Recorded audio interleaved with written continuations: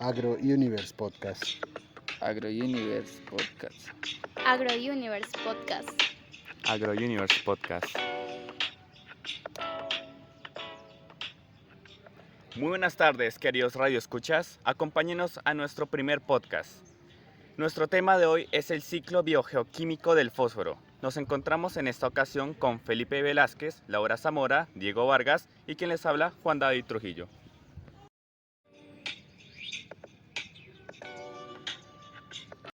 A nosotros nos tocó el ciclo biogeoquímico del fósforo, ¿ok?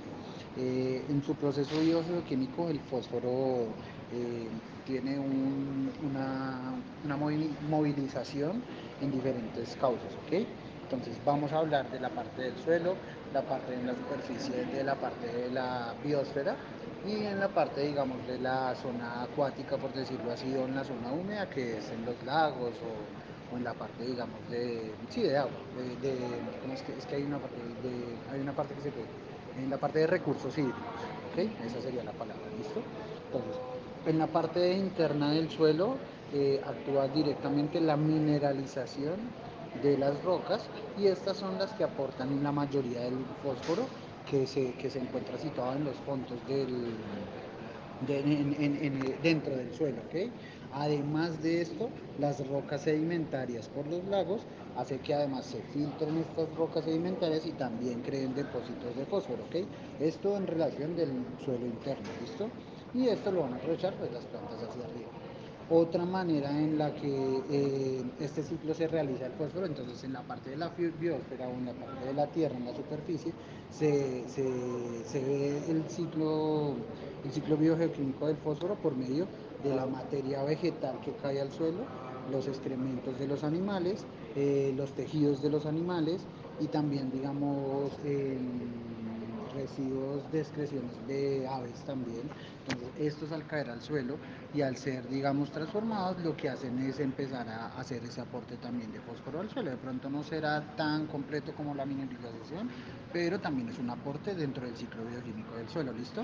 Y en la parte de los recursos hídricos, precisamente lo que les hablaba de las rocas sedimentarias, entonces en los sedimentos de los lagos, al pasar hacia los suelos, se transmite ese fósforo y queda de una vez mineralizado.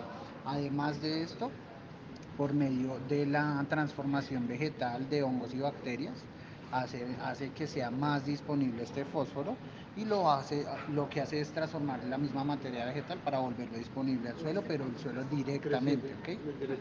Esto cuando hablamos del ciclo biogeoquímico del fósforo.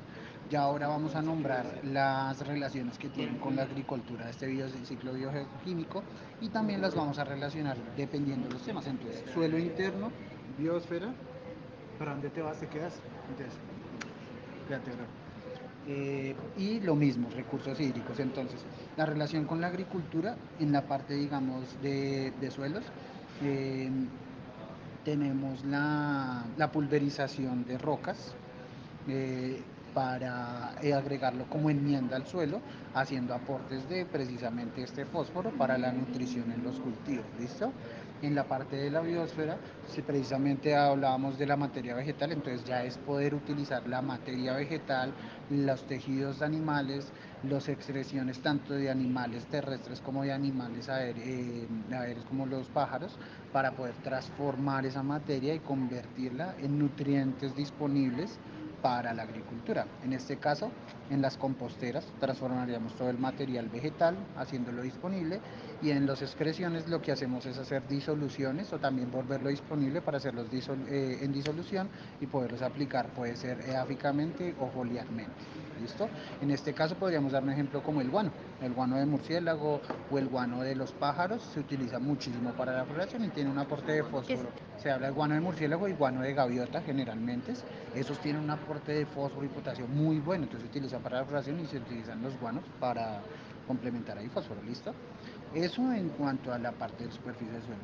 Y en la parte, digamos, de la parte de recursos hídricos, vamos a hablar de fosfatos disueltos. Y fosfatos disueltos precisamente también por las excreciones de animales, digamos, de las gaviotas y eso. Entonces, las mismas secreciones crean fosfatos disponibles en el agua que además de eso, por los sedimentos, pues terminan pasando a los ríos.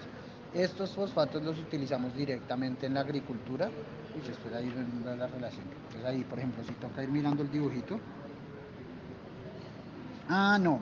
Entonces, aquí hablábamos que en la agricultura es la asimilación del fósforo para el uso energético de la fotosíntesis. Entonces, decimos que en la agricultura utilizamos el fósforo, es muy importante la utilización del fósforo porque pues precisamente en el movimiento energético de las sustancias y en la fotosíntesis pues utilizamos directamente el fósforo. Entonces, por eso en la agricultura utilizamos el fósforo. ¿Por qué? Porque depende totalmente del fósforo para la fotosíntesis. Entonces, listo. Y ahora los impactos negativos de la agricultura, impactos ambientales en la agricultura son los siguientes. Vamos a hablar igual en relación con lo que hablamos de los tres temas, ¿listo? Entonces, en el suelo, ¿por qué afecta en la agricultura la pulverización de rocas y utilizarla como enmienda? Entonces, bueno, ahí sí voy a leer un poquito. Entonces, ahí ven, entonces dicen, desequilibrio de nutrientes, ¿por qué?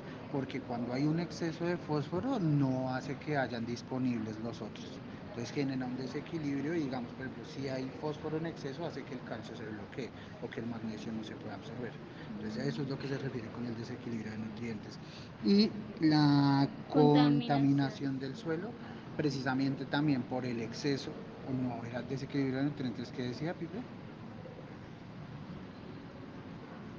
¿El qué? Contaminación del suelo hablaba de equilibrio de nutrientes, lo que les hablaba ahorita. Entonces es porque cuando hay exceso de fósforo, entonces hace que no se puedan asimilar otros nutrientes. Y en la contaminación del suelo, ¿por qué es? Porque en la pulverización de rocas, además de aportar con el fósforo, no se da cuenta la gente y puede que aporten metales pesados, entonces eso hace que se contamine el suelo y que la repercusión pues sea un poco mayor. ¿Listo? ¿Por qué? Porque no hay conocimiento de pronto de las rocas que se pulverizan, como dice, aporta fósforo, pero también aporta metales pesados que no nos damos cuenta. ¿Listo? En cuanto a la parte de la biosfera, hablamos del desequilibrio en el ciclo del fósforo. Entonces, el desequilibrio en el ciclo del fósforo, precisamente por el exceso de este nutriente, ¿ok? Entonces, cuando hay exceso de excreciones animales o exceso de material vegetal y se está alterando y este ciclo está realizándose por el exceso, entonces se ve lo mismo que pasa en la parte de acá acumulativa. Entonces, como el ciclo se ve alterado es por el exceso, entonces se acumula el fósforo y lo mismo hace que se bloqueen otros tipos de nutrientes, entonces los suelos empiezan a volverse no disponibles para las mismas plantas, o por lo menos se bloquean en esa etapa. Y en la fijación del fósforo habla precisamente de materias fijadoras de fósforo que hacen lo mismo. Entonces, digamos, por ejemplo, hay plantas que fijan fósforo, pero entonces en su propio exceso de fijación de fósforo no deje que haya una fluyente de mayor nutriente. ¿Ok? En la parte de recursos hídricos hablamos de la eutrofización. Entonces, ¿cuál es la eutrofización? Cuando hay un exceso de material fosfatado o fósforo como tal, lo que hace es promover el crecimiento de algas y fitoplancton, y estos a su vez permiten que no haya una oxigenación del agua, entonces se pierde el oxígeno del agua y empieza a haber un exceso, o sea, esto se ve por el exceso de fósforo, pero además de esto, como se reduce la formación de oxígenos, pues todavía hace que se propague más rápido esta eutrofización, que es el exceso de fósforo, y entonces inhibe el aumento del oxígeno y ahí promueve el crecimiento de plagas y fitoplancton, ya, como para resumirlo ahí. Y el otro es la extracción de fósforo. Entonces, ¿por qué afecta directamente a la agricultura, digamos, en este impacto?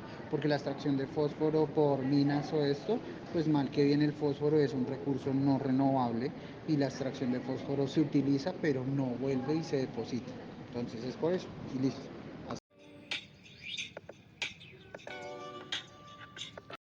Bueno, para finalizar queremos agradecer al CAI de Ecología, el cual nos brinda espacios en la creación de medios para el conocimiento. Muchísimas gracias.